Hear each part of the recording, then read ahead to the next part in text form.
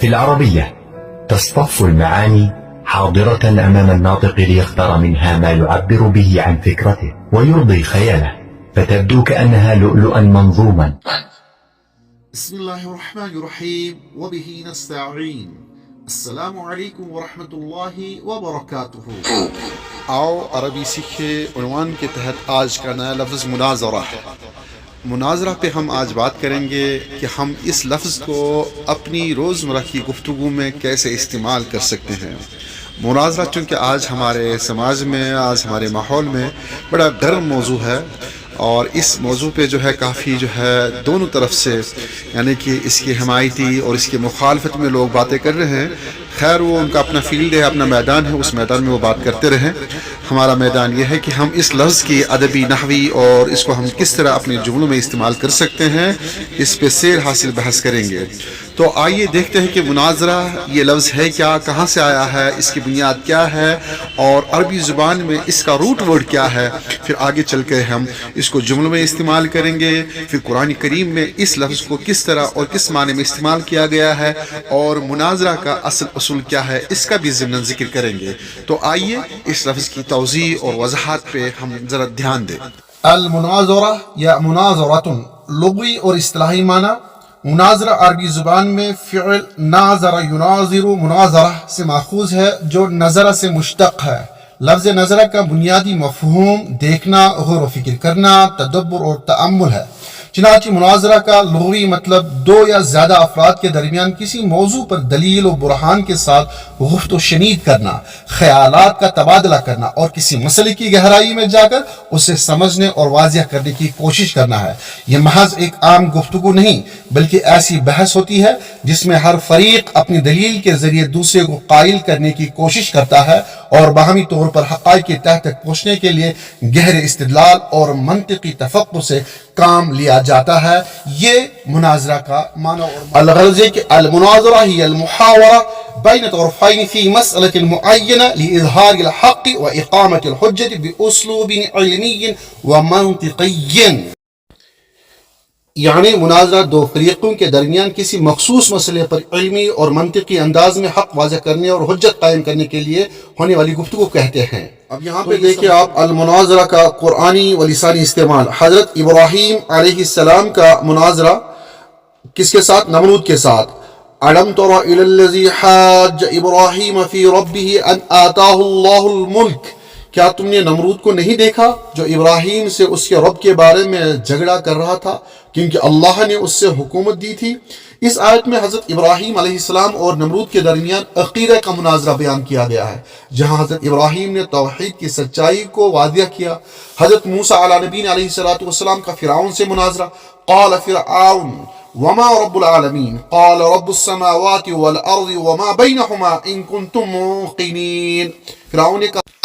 فرعون نے کہا رب العالمین کیا ہے؟ موسیٰ نے کہا وہ آسمانوں اور زمین اور ان کے درمیان کی تمام چیزوں کا رب ہے اگر تم یقین رکھتے ہو. یا حضرت موسیٰ علیہ السلام نے حکمت اور دلیل سے توحید کا مقدمہ پیش کیا اور فرعون کے باطل عقائد کو رد کیا.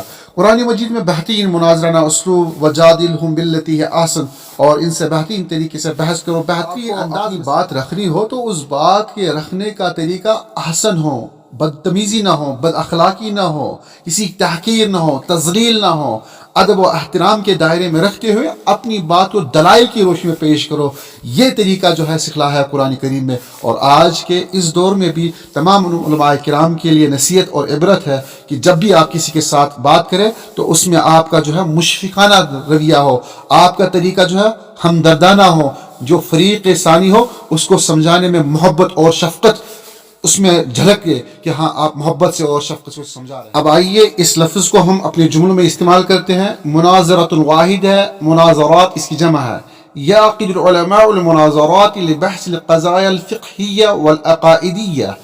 علماء فقی اور عقیدت سے متعلق مسائل پر غور و فکر کے لیے مناظرہ منعقد کرتے ہیں.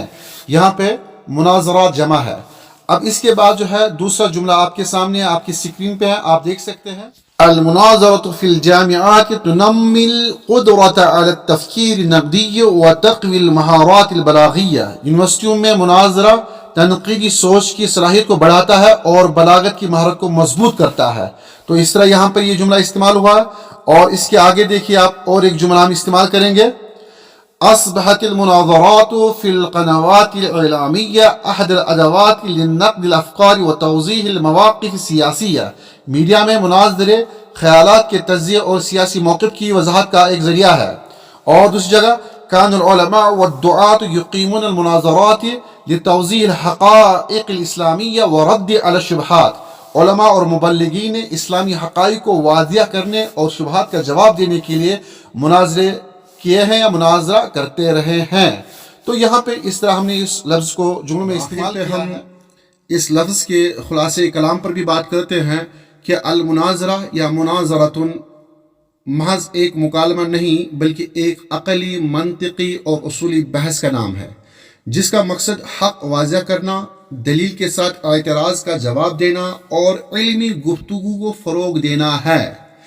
ایک کامیاب مناظرے کے بنیادی اصول یہ ہے کہ سب سے پہلے علمی بنیاد ہو، یعنی کہ دلیل اور حوالے کی بنیاد پر بات کرنا. دوسری بات حسن اخلاق، یعنی کہ جب آپ کا مناظرہ ہو تو اس میں حسن اخلاق کا خاص خیال رکھا جائے، نرم روی اور شائستگی کے ساتھ گفتگو کی جائے. تیسری بات حقیقت پسندی، یعنی تعصب سے پاک ہو کر حق کو قبول کرنے کا جذبہ ہو. اور چوتھی بات منطقی استدلال، جذباتیت کے بجائے دلیل اور منطق کا سہارا لینا. اور پانچویں بات جو انتہائی زیادہ اہم ہے آج کے اس دور میں، کہ احترام مخالف، اختلاف کے باوجود دوسرے کے موقف کو سنجیدگی سے لینا. یہی وہ اصول ہیں جو اسلامی تاریخ میں امام اعظم ابو حنیفہ علیہ رحمہ، امام شافعی رحمہ اللہ، امام غزالی رحمہ اللہ، ابن تیمیہ رحمہ اللہ اور دیگر جلیل القدر علماء کرام کے علمی مناظرات میں دیکھے جا سکتے ہیں.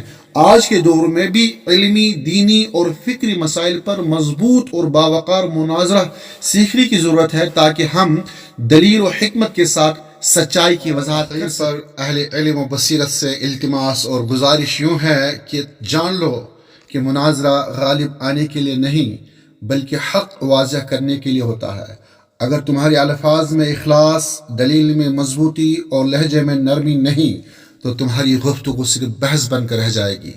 اختلاف کرو مگر ادب کے ساتھ، دلیل دو مگر حلم کے ساتھ، حق مانو مگر تعصب کے بغیر. یاد رکھو جیت وہی ہے جہاں سچائی غالب ہو، نہ کہ بحث کرنے والا. اللہ ہمیں حکمت، حلم اور سچائی پر قائم رہنے کی توفیق عطا فرمائے. آمین یا رب العالمین. اللہ تعالی ہم سب کا حامی، ناصر اور نگہبان ہو اور راہ ہدایت کی توفیق عطا فرمائے.